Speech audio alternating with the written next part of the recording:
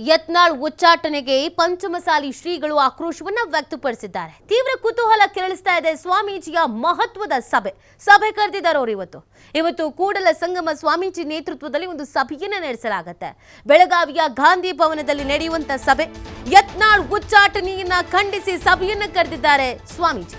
ಶ್ರೀಗಳ ನೇತೃತ್ವದ ಸಭೆಗೆ ಪಂಚಮಸಾಲಿ ಮುಖಂಡರು, ಮೀಸಲಾತಿ ಹೋರಾಟದ ಪದಾಧಿಕಾರಿಗಳಿಗೆ ಆಹ್ವಾನವನ್ನ ನೀಡಲಾಗಿದೆ. ನೋಡಿ, ನಿಮಗೆ ನೆನಪಿರಬಹುದು, ಈ ಮೀಸಲಾತಿ ವಿಚಾರ ಇತ್ತಲ್ಲ, ಪಂಚಮಸಾಲಿ ಈ ಮೀಸಲಾತಿಯ ವಿಚಾರ ಇತ್ತಲ್ಲ, ಈ ವಿಚಾರದ ಬಗ್ಗೆ ಬಹಳ ಸ್ಟ್ರಾಂಗ್ ಆಗಿ ಖಡಕ್ ಆಗಿ ಧ್ವನಿ ಎತ್ತಿದ್ದು ಯತ್ನಾಳ್ ಅವರು. ನಾವು ಹೋರಾಟ ಮಾಡ್ತೀವಿ ಅಂತ ಪಟ್ಟು ಹಿಡಿದು ಕೂತ್ರು, ಪಾದಯಾತ್ರೆ ಮಾಡ್ತೀವಿ ಅನ್ನುವ ಎಚ್ಚರಿಕೆ ಕೊಟ್ಟರು. ಈ ಪಂಚಮಸಾಲಿ ಜೊತೆಗೆ ನಿಂತಿದ್ದು ಅಥವಾ ಮೀಸಲಾತಿಯ ವಿಚಾರದ ಬಗ್ಗೆ ಪ್ರಸ್ತಾಪಿಸಿದ್ದು ಒಂದೇ ಮಾತಿನಲ್ಲಿ ನಿಂತಿದ್ದು ಅದು ಯತ್ನಾಳ್ ಅವರು. ಸೊ ಈಗ ಈ ಯತ್ನಾಳ್ ಅವರು ಪಂಚಮಸಾಲಿ ಸಮುದಾಯದ ಬೆನ್ನಿಗೆ ನಿಂತಿದ್ರಲ್ಲ, ಆ ಕಾರಣಕ್ಕಾಗಿ ಯತ್ನಾಳ್ ಅವರ ಬೆನ್ನಿಗೆ ನಿಂತ್ಕೊಳ್ಳೋದಕ್ಕೆ ತೀರ್ಮಾನಿಸಲಾಗಿದೆ. ಇವತ್ತೊಂದು ಮಹತ್ವದ ಸಭೆ ಕರೆದಿದ್ದಾರೆ. ಈ ಸಭೆಯಲ್ಲಿ ಏನ್ ನಿರ್ಧರಿಸ್ತಾರೆ ಅನ್ನೋದು ಬಹಳ ಮುಖ್ಯ ಆಗುತ್ತೆ. ಈಗ ಆಲ್ರೆಡಿ ಜಯಮೃತ್ಯುಂಜಯ ಶ್ರೀಗಳು ಕರೆ ಕೊಟ್ಬಿಟ್ಟಿದ್ದಾರೆ. ಬಿಜೆಪಿಯ ಶಾಸಕರುಗಳು ಯಾರ್ಯಾರು ಪಂಚಮಸಾಲಿ ನಾಯಕರುಗಳಿದ್ರೆ ರಾಜೀನಾಮೆ ಕೊಟ್ಬಿಡಿ ಅಂತ ಹೇಳ್ಬಿಟ್ಟಿದ್ದಾರೆ. ಅದರ ಜೊತೆಗೆ ಇದ್ರ ಬಗ್ಗೆ ಖಂಡಿಸಬೇಕು, ಈ ವಿಚಾರದ ಬಗ್ಗೆ ಧ್ವನಿ ಎತ್ತಬೇಕು ಅಂತ ಹೇಳಿದ್ದಾರೆ. ಸೊ ಇವತ್ತು ಮೀಟಿಂಗ್ ಅನ್ನ ಇಟ್ಕೊಂಡಿರೋದು, ಸಭೆಯನ್ನ ಇಟ್ಕೊಂಡಿರೋದು ಸಾಕಷ್ಟು ಕುತೂಹಲಕ್ಕೆ ಕಾರಣವಾಗ್ತಾ ಇದೆ. ಒಟ್ಟಿನಲ್ಲಿ ಪಂಚಮಸಾಲಿ ಸಮುದಾಯ ಅನ್ನೋದು ಯತ್ನಾಳ್ ಅವರ ಬೆನ್ನಿಗೆ ನಿಂತ್ಕೊಳ್ತಿದೆ ಅನ್ನೋದು ನೇರವಾದಂಥ ಮೆಸೇಜ್ ಬಿಜೆಪಿ ಹೈಕಮಾಂಡ್ಗೆ ರವಾನೆ ಆಗ್ತಾ ಇದೆ. ಯತ್ನಾಳ್ ಅವರು ಹೋರಾಟ ಮಾಡಿದ್ದು, ಯತ್ನಾಳ್ ಅವರು ಧ್ವನಿ ಎತ್ತಿದ್ದು ಇಲ್ಲಿ ಕೈ ಹಿಡಿತಾ ಇದೆ. ಬಿಜೆಪಿಯವರು ಕೈ ಬಿಟ್ಟರು ಕೂಡ ಸಮುದಾಯದವರು ಕೈ ಬಿಡಲಿಲ್ಲ ಅನ್ನೋ ಒಂದು ಮೆಸೇಜ್ ಕೂಡ ಪಾಸ್ ಆಗ್ತಾ ಇದೆ. ಹಾಗಾಗಿ ಇವತ್ತಿನ ಸಭೆ ಇದೆಯಲ್ಲ, ಈ ಸಭೆ ಬಹಳಷ್ಟು ಮಹತ್ವವನ್ನು ಪಡ್ಕೊಳ್ತಾ ಇದೆ. ಈ ಸಭೆಯಲ್ಲಿ ಏನ್ ನಿರ್ಧಾರ ಕೈಗೊಳ್ತಾರೆ, ಯಾವ ತೀರ್ಮಾನಕ್ಕೆ ಬರ್ತಾರೆ, ಅಂತಿಮವಾಗಿ ಏನ್ ಹೇಳ್ತಾರೆ, ಇದು ಬಹಳ ಇಂಪಾರ್ಟೆಂಟ್ ಆಗುತ್ತೆ. ಇವತ್ತಿನ ಸಭೆಯಲ್ಲಿ ಬಿಜೆಪಿಯ ವಿರುದ್ಧ ಸಡ್ಡು ಹೊಡೆದು ನಿಂತ್ಕೊಳ್ಳೋದಕ್ಕೆ ಯಾವ ಒಂದು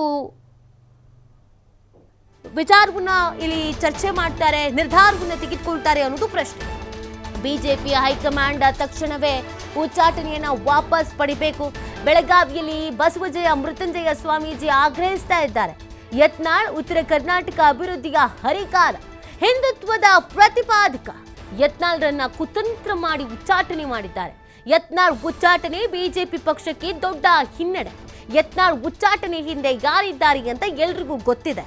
ಪಂಚಮಸಾಲಿ ಸಮಾಜಕ್ಕೆ ಈಗ ಸ್ಪಷ್ಟ ಸಂದೇಶ ರವಾನೆಯಾಗಿದೆ. ಬೆಳಗಾವಿಯಲ್ಲಿ ಬಸವಜಯ ಮೃತ್ಯುಂಜಯ ಸ್ವಾಮೀಜಿ ಸ್ಟೇಟ್ಮೆಂಟ್ ಅನ್ನ ಕೊಟ್ಟಿದ್ದಾರೆ. ಸೊ ಇವತ್ತಿನ ಸಭೆಯ ಉದ್ದೇಶ ಏನು ಅನ್ನೋದು ನಮಗೆ ಕ್ಲಿಯರ್ ಕಟ್ ಆಗಿ ಇಲ್ಲೇ ಗೊತ್ತಾಗ್ತಾ ಇದೆ.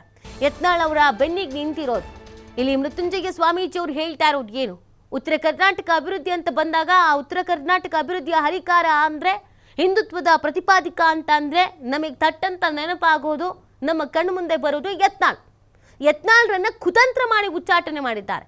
ಯತ್ನಾಳ್ ಉಚ್ಚಾಟನೆ ಬಿಜೆಪಿ ಪಕ್ಷಕ್ಕೆ ದೊಡ್ಡ ಹಿನ್ನಡೆ ಆಗತ್ತೆ. ಯತ್ನಾಳ್ ಉಚ್ಚಾಟನೆ ಹಿಂದೆ ಯಾರಿದ್ದಾರೆ ಅಂತ ಎಲ್ರಿಗೂ ಗೊತ್ತಿದೆ. ಪಂಚಮಸಾಲಿ ಸಮಾಜಕ್ಕೆ ಈಗ ಸ್ಪಷ್ಟ ಸಂದೇಶ ರವಾನೆಯಾಗಿದೆ. ಬೆಳಗಾವಿಯಲ್ಲಿ ಬಸವಜಯ ಮೃತ್ಯುಂಜಯ ಸ್ವಾಮೀಜಿ ಹೇಳಿಕೆಯನ್ನು ಕೊಟ್ಟಿದ್ದಾರೆ. ಸೊ ಇವತ್ತಿನ ಸಭೆಯಲ್ಲಿ ಇದೇ ವಿಚಾರ ಪ್ರಸ್ತಾಪ ಆಗತ್ತೆ. ಇದಕ್ಕೆ ಸಂಬಂಧಪಟ್ಟಂತೆ ಒಂದು ನಿರ್ಣಯವನ್ನು ಕೈಗೊಳ್ಳಲಾಗತ್ತೆ. ಯತ್ನಾಳ್ ಪರವಾಗಿ ಯಾವ ರೀತಿಯಾಗಿ ಸಮುದಾಯ ನಿಂತ್ಕೊಳ್ಬೇಕು ಅನ್ನೋದು.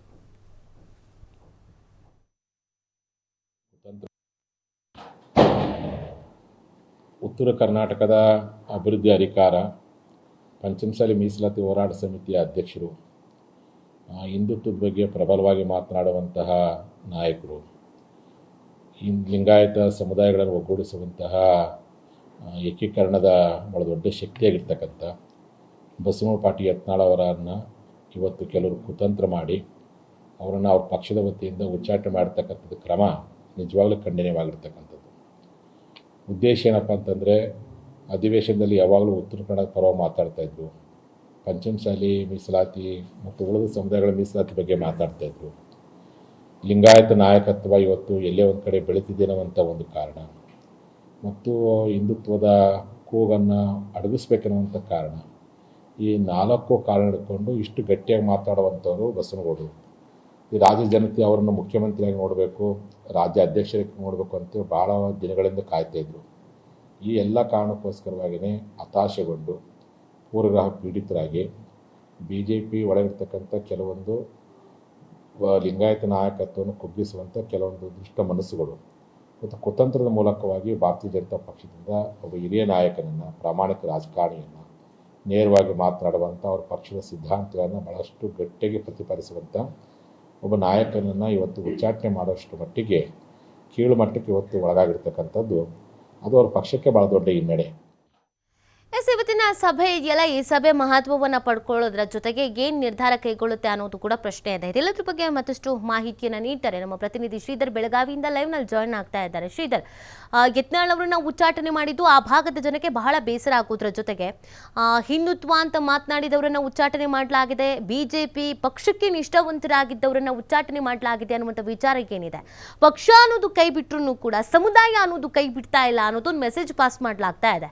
ಈಗ ಪಂಚಮಸಾಲಿ ಸಮುದಾಯ ಎಲ್ಲರೂ ಕೂಡ ಯತ್ನಾಳ್ ಅವರ ಬೆನ್ನಿಗೆ ನಿಂತ್ಕೊಳ್ಳುವಂತ ಒಂದು ಮೆಸೇಜ್ ಪಾಸ್ ಆಗ್ತಾ ಇದೆ. ಇದಕ್ಕೆ ಸಂಬಂಧಪಟ್ಟಂತೆ ಸಮುದಾಯವಾರು ಏನ್ ಚರ್ಚೆ ಆಗ್ತಾ ಇದೆ ಶ್ರೀಧರ್?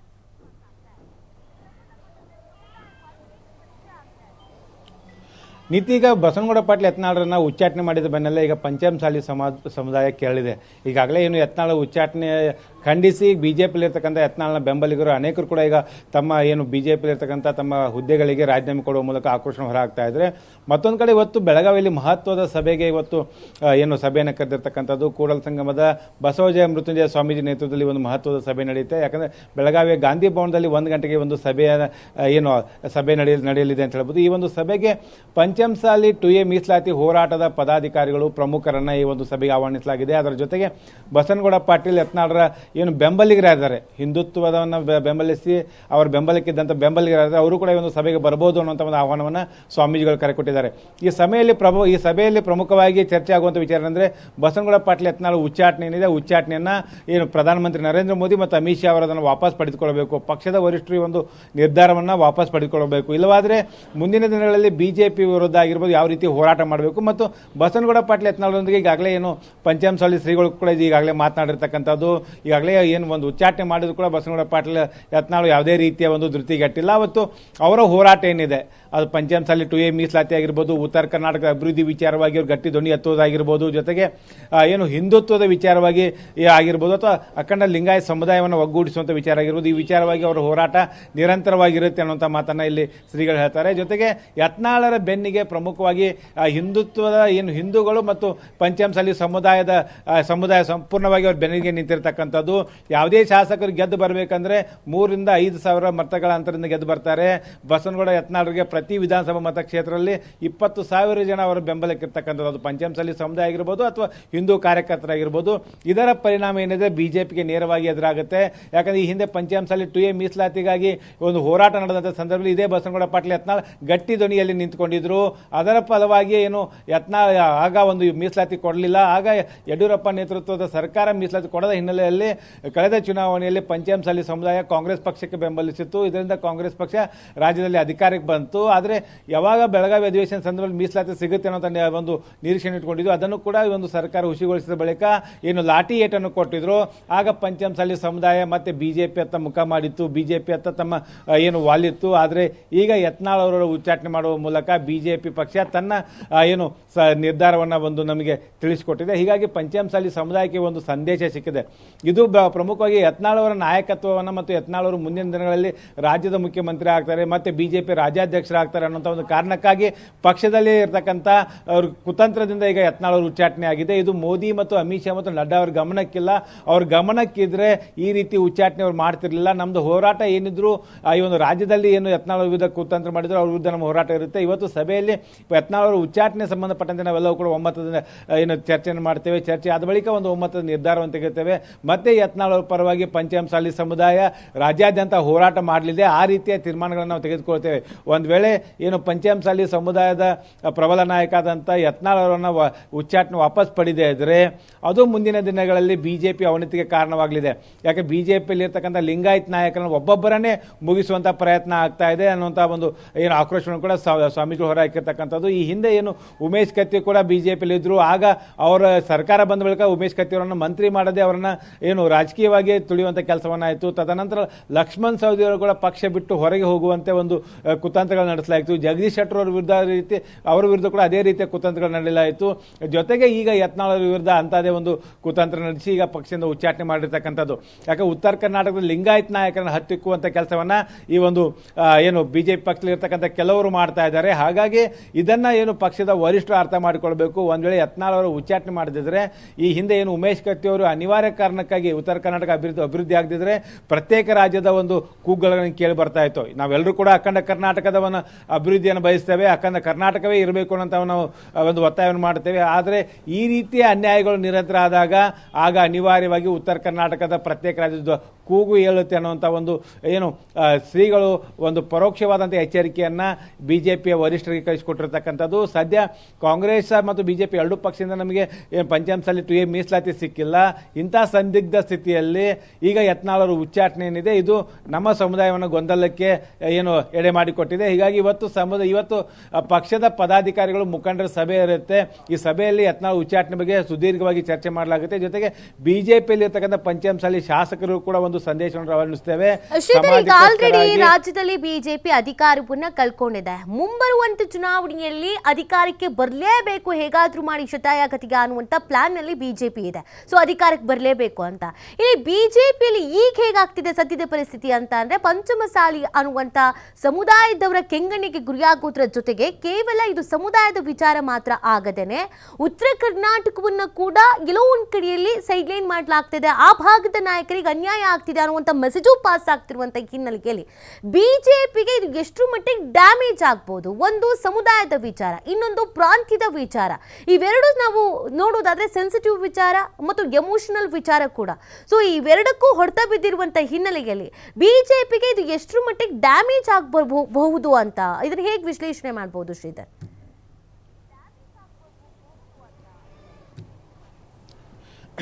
ನೀತಿ ಪ್ರಮುಖವಾಗಿ BJPಗೆ ಒಂದು ಭದ್ರಕೋಟೆ ಅಂದರೆ ಅದು ಉತ್ತರ ಕರ್ನಾಟಕದ ಅತಿ ಹೆಚ್ಚಿನ ಸಂಖ್ಯೆಯಲ್ಲಿ BJP ಶಾಸಕರಿಗೆ ಗೆದ್ದು ಬರ್ತಾರೆ. BJPಯ ಒಂದು ಗಟ್ಟಿಯಾದಂಥ ವೋಟ್ ಬ್ಯಾಂಕ್ ಅಂದರೆ ಲಿಂಗಾಯತ್ ವೋಟ್ ಬ್ಯಾಂಕ್. ಈಗ ಕಳೆದ ಬಾರಿ ಲಿಂಗಾಯತ್ ಮತಗಳ ವಿಭಜನೆಯಿಂದ BJP ತನ್ನ ಅಧಿಕಾರವನ್ನು ಕಳ್ಕೊಳ್ಳುತ್ತೆ. ಉತ್ತರ ಕರ್ನಾಟಕದಲ್ಲಿ ಏನು BJP ನಿರೀಕ್ಷಿತ ಪ್ರಮಾಣದ ಸ್ಥಾನಗಳನ್ನು ಗಳಿಸೋದಿಲ್ಲ. ಇಲ್ಲಿ ಒಂದು ಅಂಶ ನೋಡಬೇಕು ನಾವು ನೀತಿ, ಏನು ಯಡಿಯೂರಪ್ಪ ಮುಖ್ಯಮಂತ್ರಿ ಆದ ಬಳಿಕ ತದನಂತರ ಮತ್ತಾರು ಏನು CM ರೇಸ್ನಲ್ಲಿದ್ದಾರೆ. ಲಿಂಗಾಯತ್ ನಾಯಕರ ಪಟ್ಟಿಯಲ್ಲಿ ತೆಗೆದು ನೋಡಿದಾಗ ಉಮೇಶ್ ಕತ್ತಿ ಬರ್ತಾರೆ. ತದನಂತರ ಅನೇಕ ಒಂದು ಲಿಂಗಾಯತ್ ನಾಯಕರ ಹೆಸರು ಕೇಳಿ ಬರ್ತಾ ಇತ್ತು. ಲಕ್ಷ್ಮಣ್ ಸವದಿಯನ್ನು ದಿಢೀರಾಗಿ ಸೋತು ಕೂಡ DCM ಮಾಡಲಾಗುತ್ತೆ. ಹೀಗಾಗಿ ಎಲ್ಲ ನಾಯಕರು ಕೂಡ BJPಯಿಂದ ಈಗಾಗಲೇ ಹೊರಗೆ ಬಂದಿರತಕ್ಕಂಥದ್ದು. ಯಾಕಂದರೆ ಉಮೇಶ್ ಕತ್ತಿ ಅವರಿಗೆ ಈ ಹಿಂದೆ ಈಗಾಗಲೇ ದಿವಂಗತರ ಆದರೂ ಕೂಡ ಅವರನ್ನು ಮಂತ್ರಿ ಮಾಡೋದಕ್ಕೆ ಸಾಕಷ್ಟು ಒಂದು ಹರಸಾಹಸ ಪಡುವಂಥ ಸ್ಥಿತಿ ನಿರ್ಮಾಣವಾಯಿತು. ಅದು ಕೂಡ ಒಂದು ಲಿಂಗಾಯತ್ ನಾಯಕತ್ವವನ್ನು ತುಳಿಯುವಂಥ ಕೆಲಸ ಮಾಡಲಾಯಿತು. ವೀರೇಂದ್ರ ಪಾಟೀಲ್ ನಂತರ ಏನು ಈ ರೀತಿಯ ಒಂದು ಏನು ಈ ರೀತಿಯ ನಿರಂತರವಾಗಿ ಅನ್ಯಾಯಗಳು ಲಿಂಗಾಯತ್ ನಾಯಕರ ಮೇಲೆ ನಡೀತಾ ಇದೆ ಅನ್ನುವಂಥ ಒಂದು ಆಕ್ರೋಶವನ್ನು ಹೊರಹಾಕಲಾಗ್ತಾ ಇದೆ. ಇದರಿಂದ BJPಯ ಒಂದು ಭದ್ರ ವೋಟ್ ಬ್ಯಾಂಕ್ ಏನಿದೆ ಅದು ಲಿಂಗಾಯತ್ ವೋಟ್ ಬ್ಯಾಂಕ್ ಏನಿದೆ ಅದು ಲಿಂಗಾಯತ್ ವೋಟ್ ಬ್ಯಾಂಕ್ ಅದು ಧಕ್ಕಿ ಬೀಳುತ್ತೆ. ಯತ್ನಾಳ್ ಅವರು ಉಚ್ಚಾಟನೆ ಕೇವಲ ಪಂಚಮಸಾಲಿ ಸಮುದಾಯದ ಮತಗಳು ಮಾತ್ರ ಹೋಗೋದಿಲ್ಲ. ಯತ್ನಾಳ್ ಒಬ್ಬ ಹಿಂದುತ್ವದ ಫೈರ್ ಬ್ರ್ಯಾಂಡ್ ಆಗಿರ್ತಕ್ಕಂಥ ಹಿನ್ನೆಲೆಯಲ್ಲಿ ಹಿಂದುತ್ವದ ಮತಗಳು ಕೂಡ ವಿಭಜನೆ ಆಗುತ್ತೆ. ಇದು BJPಗೆ ನೇರವಾಗಿ ಹೊಡೆತಾಗುತ್ತೆ. ಇದರಿಂದ ಮುಂಬರ್ತಕ್ಕಂಥ ಚುನಾವಣೆಯಲ್ಲಿ ಮತ್ತೆ ಅಧಿಕಾರಕ್ಕೆ ಬರಬೇಕು ಅನ್ನೋದು ಕನಸು ಕಾಣ್ತಿರ್ತಕ್ಕಂಥ BJPಗೆ ಆ ಒಂದು BJP ವಿರುದ್ಧ ಪಂಚಮಸಾಲಿ ಶ್ರೀಗಳ ನೇತೃತ್ವದಲ್ಲಿ ಏನೊಂದು ಜನಜಾಗೃತಿ ಹೋರಾಟದ ತೀರ್ಮಾನ ತೆಗೆದುಕೊಳ್ತಾರ. ಯತ್ನಾಳ್ ಅವರ ಪರವಾಗಿ ಒಂದು ಜನಜಾಗೃತಿ ಹೋರಾಟ ಮತ್ತು ಏನು ಈ ಒಂದು ಹೋರಾಟದ ಭಾಗವಾಗಿ BJPಗೆ ಮತ್ತೊಂದು ದೊಡ್ಡ ಮಟ್ಟದ ಒಂದು ವೋಟ್ ಬ್ಯಾಂಕ್ ಏನು ವಿಭಜನೆ ಆಗುವಂತ ಸಾಧ್ಯತೆಗಳು ಸದ್ಯದ ಈ ರಾಜಕೀಯ ಬೆಳವಣಿಗೆಯಿಂದ ಗೊತ್ತಾಗ್ತಾ ಇದೆ. ನೀತಿ ಫೈನ್, ಥ್ಯಾಂಕ್ ಯು ಶ್ರೀಧರ್ ತಮ್ಮೆಲ್ಲ ಡೀಟೇಲ್ಸ್ಗಾಗಿ.